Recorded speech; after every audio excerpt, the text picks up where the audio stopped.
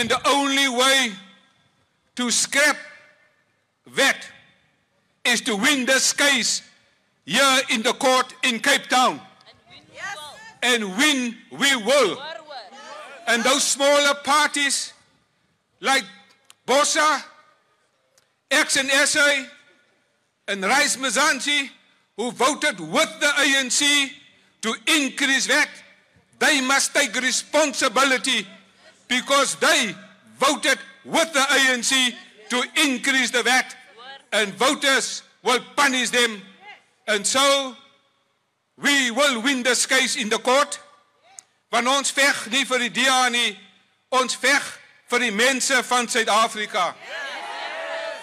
En terwyl Ramaphosa die ANC eerste stel die DA vandag hier met hierdie hofsaak die mense van Suid-Afrika eerste.